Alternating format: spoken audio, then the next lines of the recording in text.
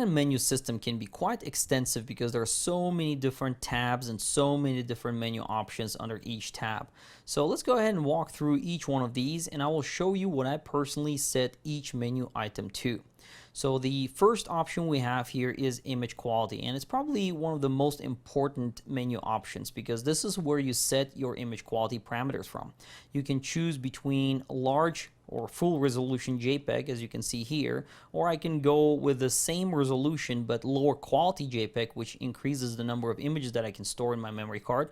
Then I have the option to go medium size at 8 megapixels, then 4.5 megapixels, and then small is 2.5 megapixels. Now there's really no reason to shoot at lower image quality unless you know exactly what you're doing. My personal preference is to shoot RAW, which is what I do on my every camera that I use. So in this case, I'm just going to go ahead and select RAW. But if you're a JPEG shooter, my recommendation would be to at least shoot RAW plus JPEG. So I'm gonna go ahead and select RAW. Next, we've got beep. Now this one is really annoying because every time when you half press the shutter release, the camera will beep. So I turn this off by default. Next, we've got the drive self-timer option, and here you have different drive modes you can toggle through. The first option is single shooting, and that's a default. It allows you to only fire one shot when you hold that shutter release, whereas the continue shooting allows you to shoot multiple frames. Say if you're photographing action and you want your camera to shoot continuously, this is where you do this from. Then you've got single silent shooting, silent continue shooting, and these are basically the copies of these two options, except the mirror mechanism goes up and down a little bit slower, which causes the camera to produce less noise. And then you have different self-timer options. By default, I'll just go with a single shooting. Release shutter without card. This is an important menu item for me personally because I would hate to go out and take pictures only to realize later that I didn't have a memory card inserted. So by default it's turned on, which allows me to fire without a card inserted, and I'm going to go ahead and disable that. Next, we've got the image review. This is for after you take a shot, the camera will by default display an image for 2 seconds before it disappears again. And I usually have this turned off. And the reason why I do that, first, I want to preserve the battery life. And second, I do not want to be chimping as I photograph my subject. I would rather stay concentrated on what I'm doing and not review images. And when I want to review images, there is the playback button that I can press on the camera anytime. But if you want to review images, then you can set these different options, including the hold option, which displays the image indefinitely. Next, we've got the lens aberration correction. Now, this option only works for JPEG images. So I personally go ahead and turn both of these off. And by default, as you can see, chromatic aberration is already turned off. But if you photograph JPEG, then you might want to turn these on. For me, I shoot RAW, so it doesn't really matter. The red eye reduction option is disabled by default, and for a good reason, because it doesn't really work well, plus it requires that you use the built-in flash, which is something I practically never use anyway. Next, we've got shooting 2 tab, and the first menu item here is exposure compensation / auto exposure bracketing. Now from here I can set my exposure compensation, and as you can see I can go from -5 to +5, or if I rotate the top dial, it allows me to choose between the different bracketing options in 0.3 increments. I'm going to go ahead and set it to 0 for now. Next, there's flash control. Now, I'm not going to go through the different menu options because there are so many, but basically from here you can control the behavior of the built-in flash or even the external flash units. I'm going to go ahead and disable flash because I normally don't use flash on lower end cameras due to the fact that the built-in flash is really weak. ISO auto is the setting from which you can control how far the camera can push ISO, and in this case by default it's set to 6400, which is a bit outside my personal comfort zone in terms of noise, so I usually stay at around 1600 to 3200. I'm going to go ahead and set it to 3200. Next, we've got auto lighting optimizer, and this one only impacts JPEG images, so it has no effect whatsoever on RAW. I usually just turn it off. White balance is set to auto white balance by default, which works out great, but if you want to go ahead and set these manually, you've got the option to do that, and the last option here is to set custom white balance. I'm going to go ahead and select auto.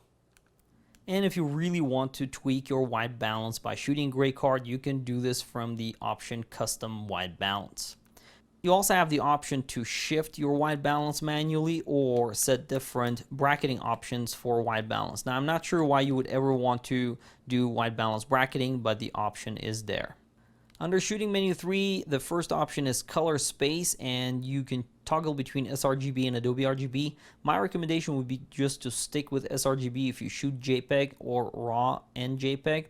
But if you're a RAW shooter and you want to see more accurate histograms in the camera, then it's probably best to choose Adobe RGB just because it's a wider color gamut.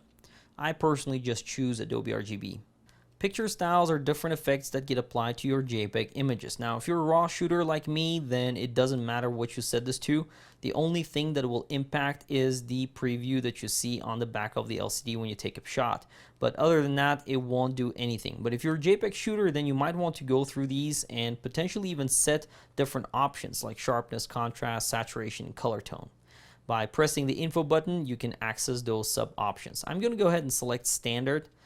AF operation is for controlling autofocus behavior, and by default it's set to one shot, which means that if you have pressed the shutter release, once focus is confirmed, the camera will not refocus even if your subject moves. Now, the AI servo is for those situations when you need to actively track the subject and the subject is constantly moving. In those situations, then you are better off to shoot in AI servo mode. And AI focus is a combination of the two, which I personally just set by default simply because it's the more intelligent version of one shot and AI servo together. What it will do is if the subject is moving, then it will switch to AI servo automatically and track the subject movement. And if the subject is just standing still, or if you're photographing, say, landscapes, architecture, where nothing is moving, then the camera will switch to the one shot method of focusing. So by default, I'll just go with AI Focus AF. Now keep in mind that we covered the autofocus modes extensively in our videos, so my recommendation would be to go ahead and watch that section if you're not sure which mode to choose. Metering mode is where you set your metering, and the default is evaluative metering, which is what I use most of the time. But if you want to meter off your subject, maybe off a spot, or if you wanted to do something like center weighted average metering, you can do it all from here. Next, there's dust delete data. Now, if your sensor is dirty and there's some dust on it, then you can have the camera take a reference photo and try to map out dust automatically in images. My personal preference is not to use this option simply because it's always best to keep your sensor clean instead of trying to remove it through software. Long exposure noise reduction is turned off by default. Now, if you shoot RAW, this setting will certainly impact your images. If you photograph at very long shutter speeds, say 1 second and longer, then your image sensor will start heating up, and that produces noise.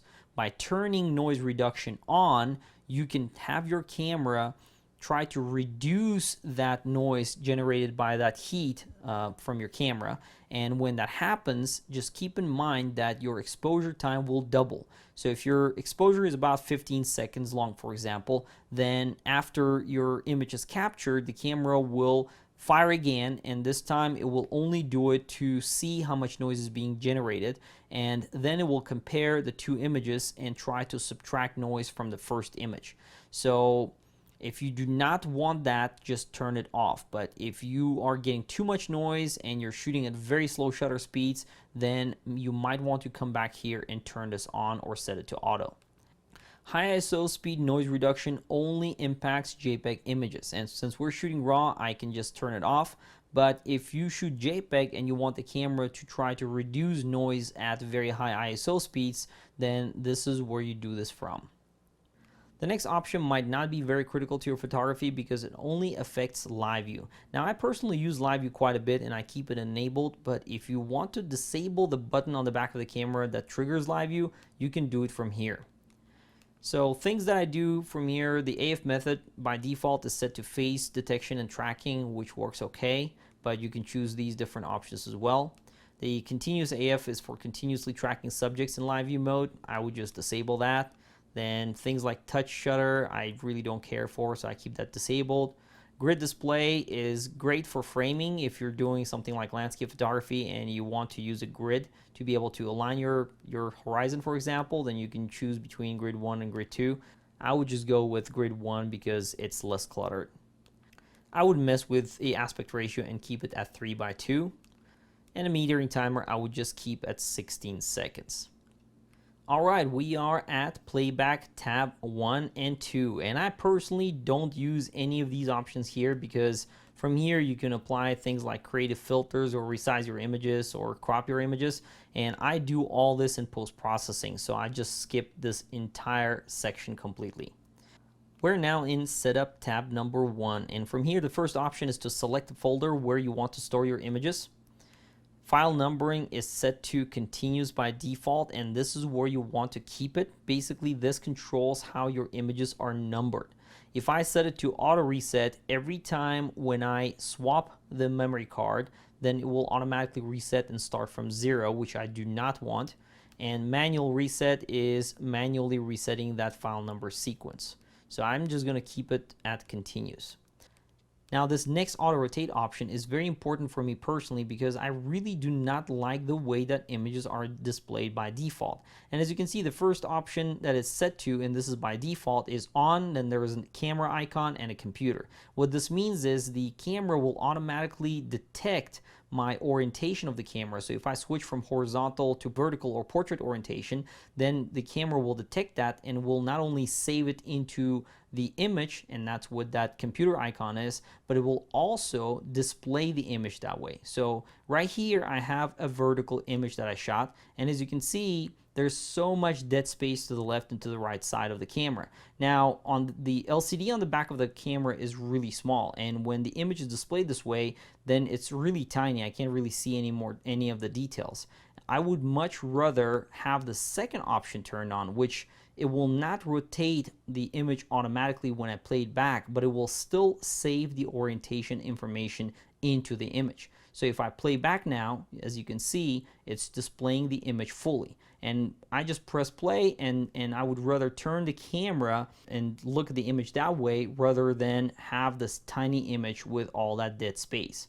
Now, if you turn this off, this is dangerous because it will not save the orientation at all. So if you import your images into post-processing and none of that data is saved, you're going to have to go through one by one to try to find images that do not have that orientation information saved and then rotate them individually, which is really painful. So the second option works really great. Now the format card option is for formatting the memory card that you inserted into the camera. And this one you have to be very careful about because you will lose everything once you press that OK button. And you also have the option to do a low level format, which will take a while, but it will wipe out everything from that memory card. Next, we've got the Setup To tab, and here the first option is Auto Power Off. Now by default it's set to 30 seconds, which means that if I'm in the menu system and the camera is idle for longer than 30 seconds, then the menu will turn off. But I went ahead and disabled it for this video, so by default it's set to 30 seconds. Next, there's LCD brightness, and from here you can control the brightness of the LCD on the back of the camera. With the LCD auto off option, you can prevent the camera from turning off automatically. Right now it's set to enable, which is the default behavior, and I would keep it there because if you disable it and your LCD is turned on, it will eat up the battery very quickly.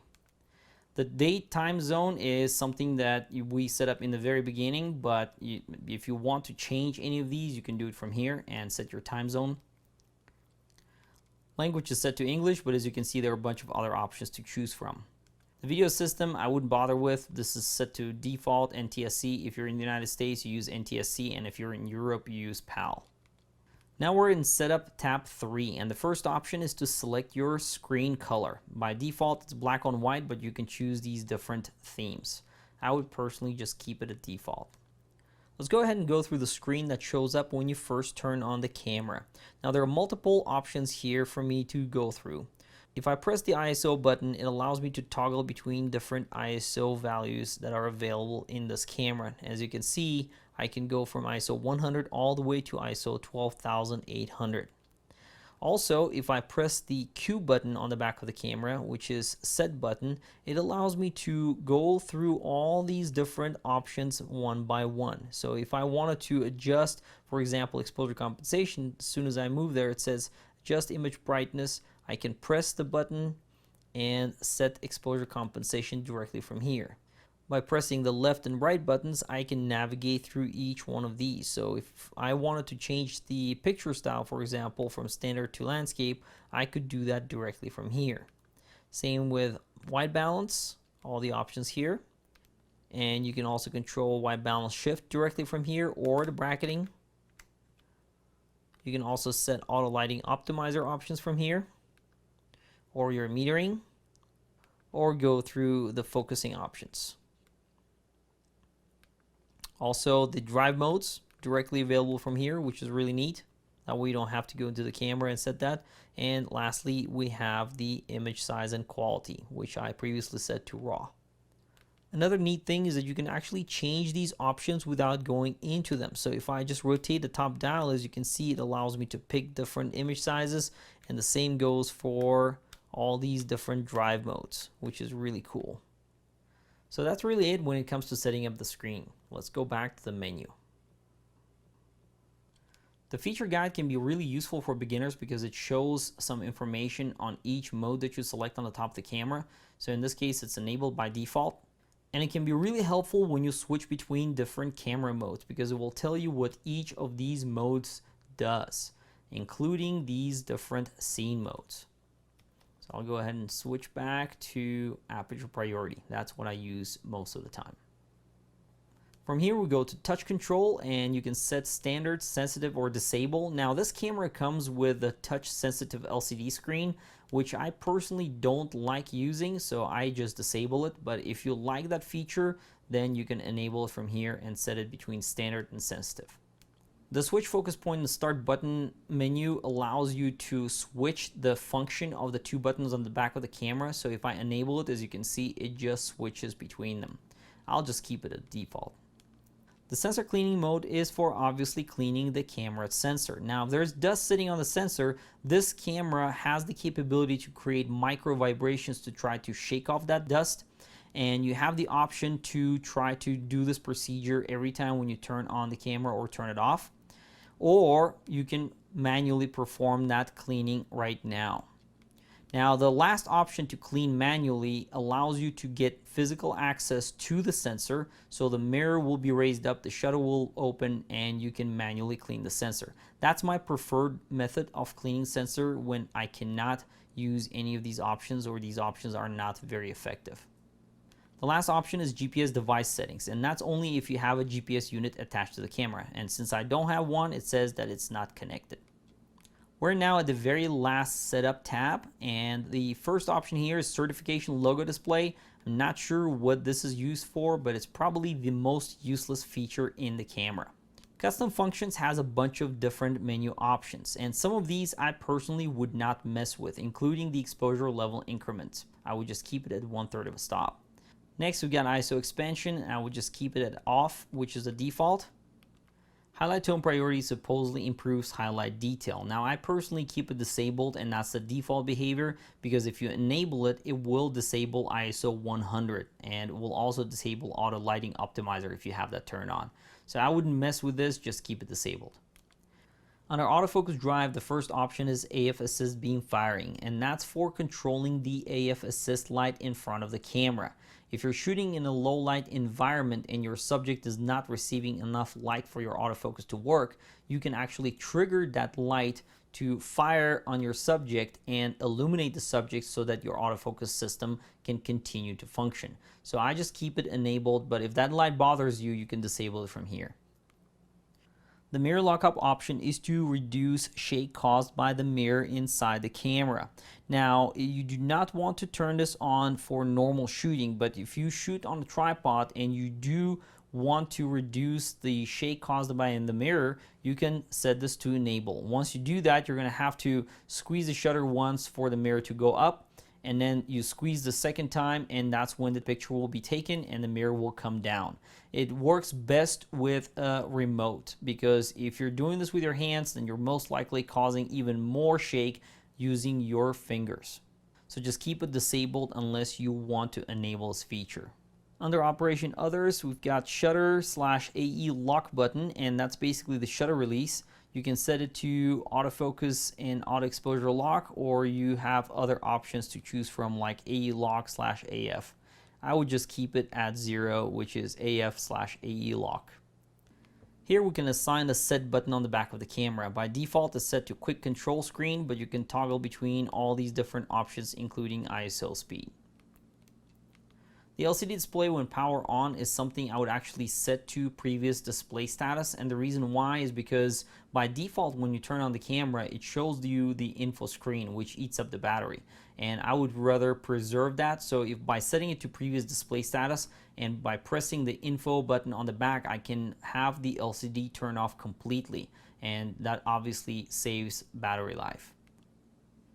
From here, we've got copyright information where you can set your name or your copyright details, and that gets embedded into every single image. I would certainly recommend to do this. And from here, we can clear all the settings, so you have the option to clear all the camera settings and all the custom functions. The last option here is firmware, and it's showing me the firmware version, but if I wanted to upgrade firmware, I can access information here. It says memory card containing firmware is required to update. Just go to the Canon website and make sure that you're running the latest version of the firmware. The last one is My Menu Settings, and from here you can actually register menus so that they appear right here, and it will save you time and hassle. Instead of trying to go through and dig through some of these menu items, you can just create shortcuts right here. So I can go to My Menu Settings, register to my menu, and say I want to pick image quality. If I do that, I will say register image quality. I'll press OK. And if I go back, now you can see that I've got image quality right here. And ones that I really like are drive and things like, let's see, ISO auto. I will also add AF operation. So whatever you access the most, you can just go through these menus, pick what you like, and then once you register all that, it will go back right here. And as you can see, I just picked 4, and all of this is showing up right here. So from here, instead of going into the image quality menu here and then trying to find the drive self timer, all of that is going to be in one single place. So if I want to change my AF operation, I can just do it directly from this menu. Really, really neat. And from here, you can also do sorting. So I could say, no, I want image quality to go down, and you can just move it like this. And you can delete items. So if I said I wanted to not have the image quality because I always shoot in RAW and I do not want to mess with that, I'm just going to delete that. And from here, if I go back, now I've got only 3 options here. And you can delete all the items, or you can you have the option to display from my menu. Now what this one does is, if I have it enabled, when I press the menu button for the first time, it will by default go to this icon. So I just keep that enabled by default as well. Alright, so that's all there is to a basic Canon entry-level DSLR. Now, if you have a more advanced camera or perhaps a different model Canon DSLR, you might have different options in the menu. I would encourage you to read the camera manual and go through the items that you're not familiar with so that you're not losing on anything. Thank you for your time.